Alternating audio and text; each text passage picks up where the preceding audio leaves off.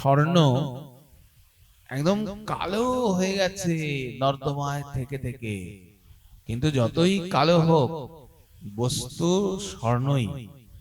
আপনি নর্দমায় রাখুন আর সিংহাসনে রাখুন আর মাটির তলায় রাখুন, এমনকি একদম নিন্দনীয় স্থানে রাখুন যেখানে হাত দেওয়া যাবে না, কিন্তু স্বর্ণ স্বর্ণই থাকবে।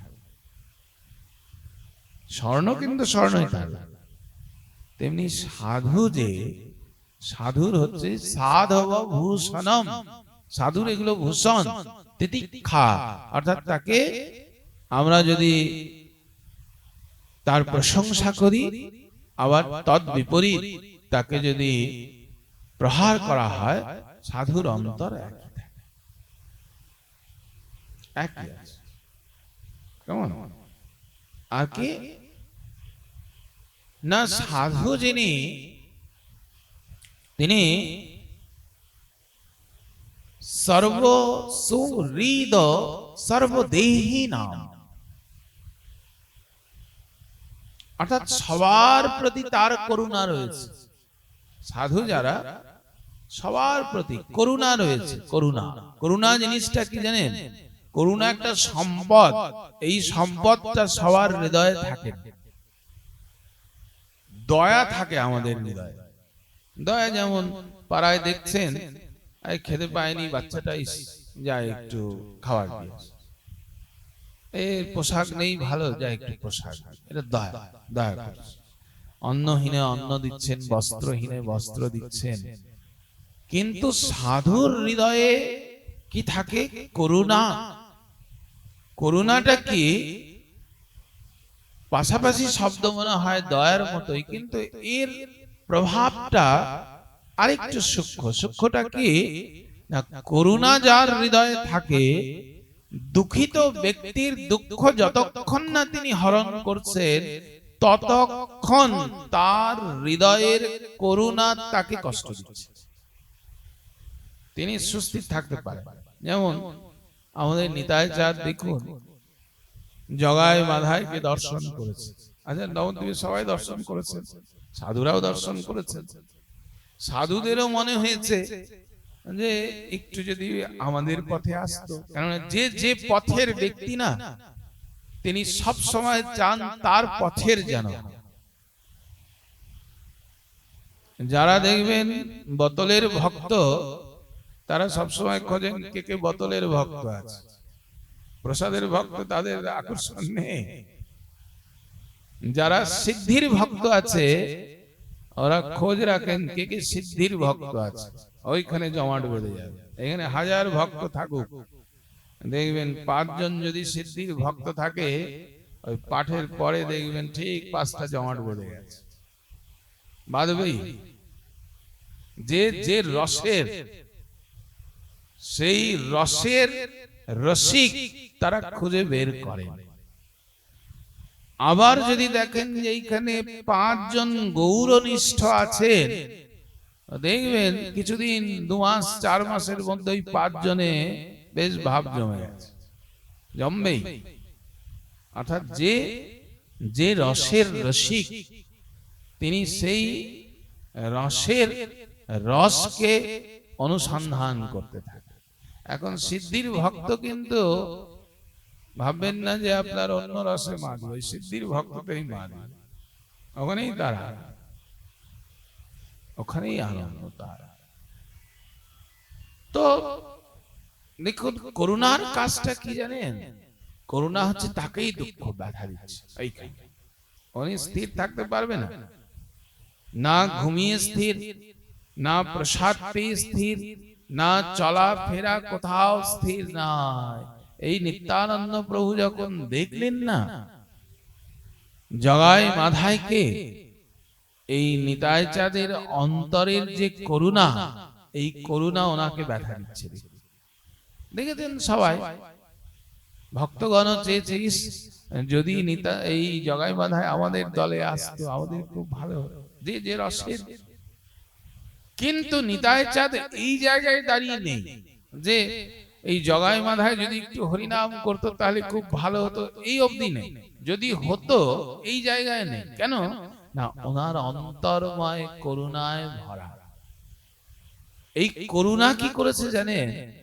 যতক্ষণ পর্যন্ত জগায় মাধাইকে এই প্রেম বন্যায় না ভাসিয়েছেন, যতক্ষণ পর্যন্ত না তিনি প্রেমময় তাকে করতে পারছেন, যতক্ষণ না পর্যন্ত তিনি গৌরের চরণে তাকে আনতে পারছেন, ততক্ষণ তিনি নিজেই স্থির থাকতে পারছেন না। ঘুমোতে পারছেন না, শাস্ত্র চর্চা করতে পারছেন না, গৌরের সঙ্গে থেকে ভালো লাগছে না, আহার বিহার কোনো কিছুতেই ভালো লাগছে না। মহাপ্রভুকে জানিয়েছেন, তোমারও কতটা করুণা, তুমি কতটা পতিত পাবন, তুমি কতটা ভক্ত বৎসল, কতটা তুমি দীন বৎসল, তুমি কতটা অধম জনার প্রতি তখন বুঝবো যখন তুমি জগায় মাধাইকে উদ্ধার করতে পারবে। এই দেখুন, থেমে নেই। আমরা যেমন যাদের অন্তরে করুণা আছে, যদি হতো ভালো হতো, কিন্তু করুণা যার অন্তরে আছে তিনি থেমে থাকতে পারবেন। আর সাধুদের হৃদয়ে কি থাকে জানেন? এই করুণা। সাধুদের হৃদয়ে এই করুণাটা কার প্রতি আছে? সাধুদের। বলছেন সুহৃদ সর্বদেহী নাম। সর্বদেহী নাম, শুধু যে মনুষ্য তা নয়, এমনকি বৃক্ষ লতা বিটতি বিটান পশু পাখি কীট পতঙ্গ সবার প্রতি সাধুর সুহৃদ। দেখুন, এই জন্য বিশেষণ দিয়েছেন সর্বদেহী নাম। বলেননি যে বৈষ্ণবদের প্রতি আছে, বলেননি যে শুধু মানুষের প্রতি আছে, সর্বদেহী নাম, অর্থাৎ যারা যারা দেহ ধারণ করে আছেন তাদের প্রতি সাধুর অন্তর কাঁদছে, কেঁদে চলেছে, সব সময় কেঁদে চলেছে। এই জন্য সাধুরা পরিভ্রমণ করছেন। আমার নিতাইচাঁদ যে ঘুরছেন, দেখুন কি বলছেন নিতাইচাঁদ। নিতাইচাঁদ কি বলছেন? এই কে কে বড় বড় সাধু আছো, তারা এসো আমার কাছে, আমি কৃপা করব। আমরা যেটা খুঁজি, এখনো সাধুর কোনো ইয়ে না, চলো তোমার প্রতি কিছু, এই গলায় মালা পরে তিলক করে না, কোনো কিছু হবে না, আমি পায়, আরে বাবা একদম ছায়া যেন না লাগে। এই যে বিষয়টা আমাদের, এই বিষয়টা নিতাইচাঁদ কিন্তু এটা করেন। নিতাইচাঁদ কি করছেন দেখুন, দন্তে তৃণ ধরি নিতাই আমার নগরে বেড়ায়। এই দন্তে তৃণ ধরাটা কি জানেন? দন্তে তৃণ মানে হচ্ছে একটা প্রতীক। প্রতীক যেমন আগেকার দিনে দেখবেন বাড়িতে যদি কোনো অনুষ্ঠান হতো, বিশেষ করে গ্রামে, গলায় গামছা দিতেন গৃহকর্তা যিনি, তিনি গলায় গামছা দেন, মুখ মোছার জন্য নয়, গলায় গামছা দেওয়ার প্রতীক ছিল কি জানেন? যে আমি আপনাদের সবার সেবক, আমি আপনাদের সবার সেবক, আপনাদের যে কোনো প্রয়োজন এই দাসকে জানাবেন, দাস আপনাদের সেবার জন্য প্রস্তুত আছে। এর প্রতীক গলায় এই গামছা দেওয়া, গললগ্নি কৃতবাস। এই আজকাল দেখবেন অনেক সময় বৈষ্ণব সেবা যখন হয়, তো তখন দেখবেন গৃহস্বামী যদি ভুলে যান, তো অনেক সময় গৃহকর্ত্রী বা বাড়ির বড়জন গুরুজন গলায় একটা চাদর দে, গলায় একটা চাদর। কেন গলায় চাদর দিলে কি হবে? বললেন এই তত্ত্বটা এখন আমরা তো হারিয়ে ফেলেছি। গলায় যে চাদর দেওয়ার উদ্দেশ্য হচ্ছে, আমি আপনাদের কাছে বিনম্র নিবেদন করছি, গললগ্নি কৃতবাসে আমি আপনাদের আজকের জন্য দাস হয়ে থাকতে চাই। আপনাদের সেবায় যেন কোনো রকম ত্রুটি না হয়, তার সব দায়ভার, সব দায়ভার। এই জন্য বৈষ্ণব গললোক নিকৃত বাস। নিতাই চাঁদ দন্তে তৃণধরি নিতাই আমার নগরে বেড়ায়। দন্তে তৃণ ধারণ করার উদ্দেশ্য কি প্রতীক? বলছেন আমাকে, আমি হচ্ছে সর্বনিকৃষ্ট তোমাদের কাছে। আমি নিতাই নই, আমি ভগবান নই, আমি সবচাইতে নিকৃষ্ট, আমার মতো নিকৃষ্ট নয়। আমি তোমাদের সেবা করার জন্য। ভগবত অভিমান নিয়ে আসেননি, ভগবানের অভিমান নিয়ে আসেননি, একদম করজোড়ে দন্তে তৃণ ধরে গললোক নিকৃত বাসে। আচ্ছা, শহরে নগরে গ্রামে কাকে কাকে খুঁজছেন? কে কোথায় পতিত আছিস? অর্থাৎ পতিত যারা জনমে জনমে ভক্তি বিমুখ, যারা কোনোদিন মুখে হরিনাম করেননি, যারা কোনোদিন গৌর বলে ডাকেননি, যাদের মুখে কোনোদিন কৃষ্ণ নাম আসেননি, যাদের আচার বিচার কোনটাই সনাতন ধর্মের পরিপুষ্টকারিণী নয়, এই আমাদের মতো হীনাচারী আমার নিতাই চাঁদ খুঁজে বেড়াচ্ছেন। আয় আয়, আমি তো তোদের জন্য এসেছি। কে কোথায় আছিস পতিত? কেমন পতিত? না জনমে জনমে ভক্তি বিমুখ, যারা এই জন্মে নয়, জন্মে জন্মে তোরা যারা ভক্তির পথ দেখিসনি, যারা শুধু এই দেহদৈহিক সম্বন্ধ নিয়ে মেতে আছিস সংসারে, আমি তাদের জন্য এসেছি, আমার প্রয়োজনে আসি। মহন্তের স্বভাব হয় তারিতে পামর। নিজ কার্য নয়, নিজের কার্য সিদ্ধি করার জন্য নয়। এই নিতাই চাঁদ ঘুরছেন, দেখুন গৃহস্থকে এসে বলছেন, যেমন ওই যে নারদ মুনিকে দেখলেন, আমার নিতাই চাঁদ এক। কিন্তু আমাদের তো দুই হাত তো আছে, আমাদের আরেকটা বড় হাত আছে অজুহাত, তৃতীয় হাত অজুহাত। প্রতিনিয়ত অজুহাত চলছে আমাদের, এটা নয় ওটা, ওটা নয় ওটা, ওটা নয় ওটা, এটা নয় ওটা। অজুহাতের তো কোনো আর মূল্য দিতে হয় না, চলছে যেমন করেই হোক আমি কৃষ্ণ ভজনে অগ্রসর হব না। এই যে এখন আপনাদের পূর্ববঙ্গে আমি গতকাল দেখছি গোটা রাত জেগে খেলা দেখছেন, ভোর 4টায় উঠে পরিবার নিয়ে একদম টিভির সামনে বসে যাচ্ছে। দেখুন ঘুম নাই, ঘুম নাই, সারাদিন এত পরিশ্রম করেছে, আরে রাত্রে তো একটু ঘুমোতে দেবেন মশাই, কোনো ক্লান্তি নেই। কিন্তু যদি বলেন যে ভগবানের একটু কিছু করো, দেখবেন তো শুরু হয়ে যাবে আমাদের কত অজুহাত শুরু। এখন এই নিন্দা চর্চার আসর বসিয়ে দিন, দেখবেন আমাদের জোশ কিরকম। যদি ঘুমও পেত, সারাদিন কোনো বল নেই, দেখবেন জোশ চলে যাবে, এখনই এরকম হয়ে যাবে। যদিও এটা নিষ্ঠা যে নশ্বলম উৎপন্না ইয়স্যা ইতি নিষ্ঠিতা। এই ভগবানের নিষ্ঠা বলি না, নিষ্ঠা মানে যে শুধু জামা কাপড় ছাড়ছেন আর স্নান করছেন 10-12টাকে নিষ্ঠা বলা হয় না, ওটা কোনো নিষ্ঠা নয়। আমাদের গৌড়ীয় বৈষ্ণব জগতে এই ব্যাধিগ্রস্ত আমরা সবচাইতে বেশি।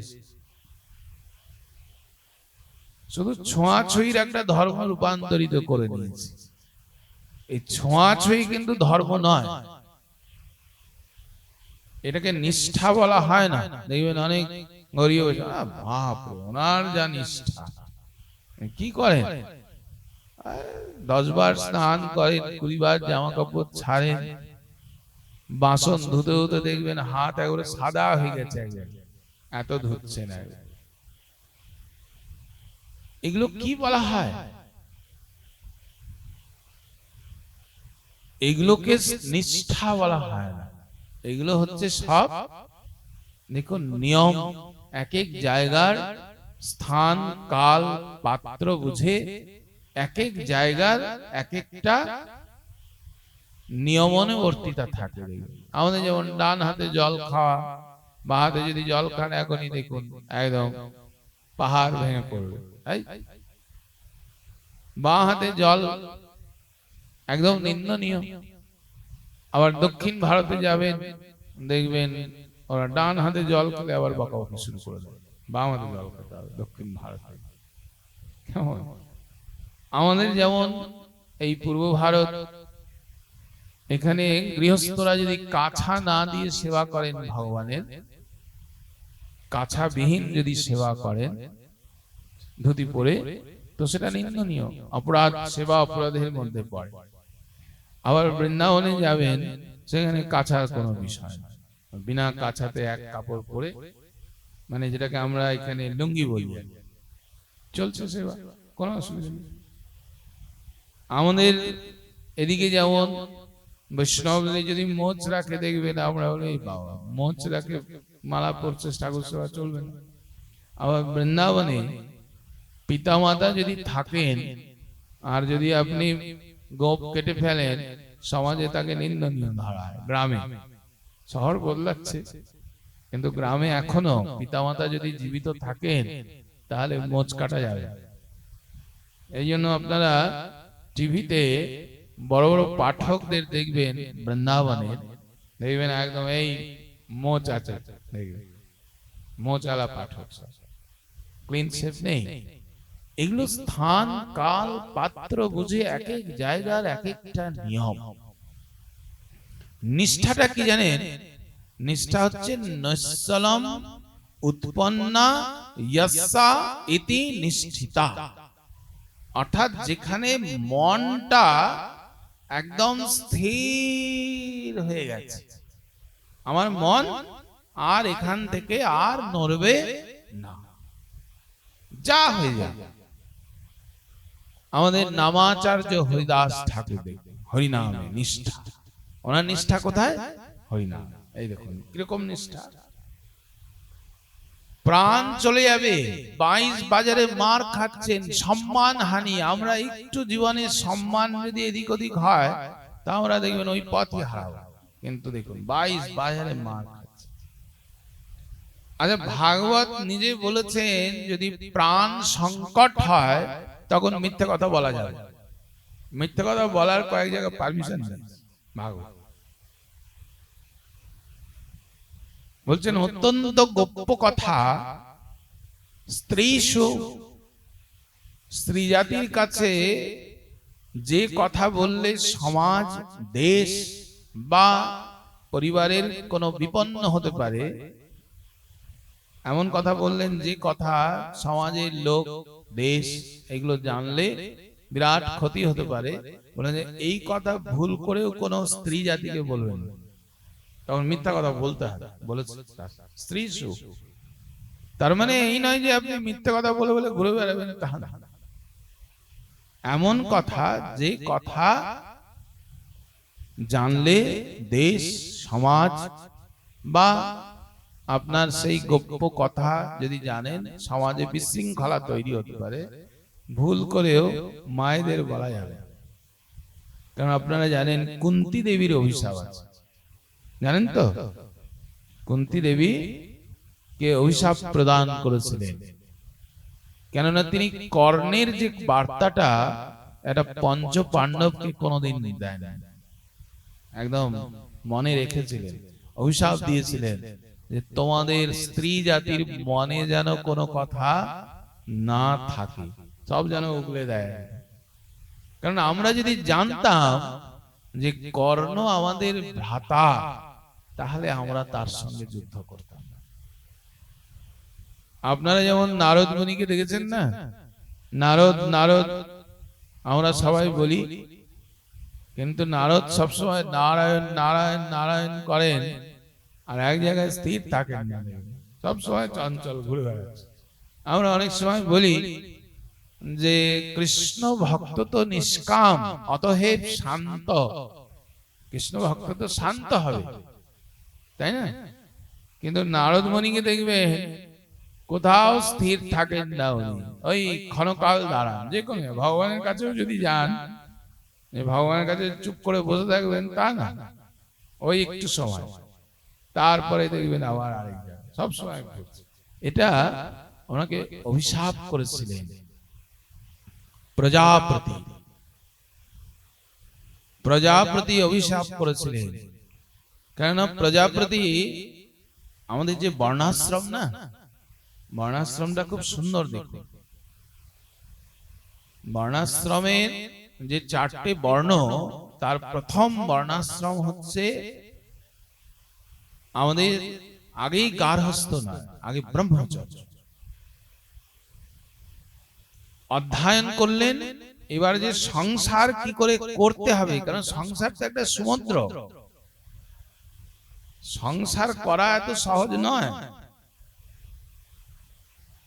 সংসারের দায় দায়িত্ব পালন করা, আপনি যখনই গৃহস্থ হবেন ভাবতেন তো ওই একটা সহধর্মিণী হবে আমার, আর কি বলেন না, বিরাট জটিল একটা প্রক্রিয়া।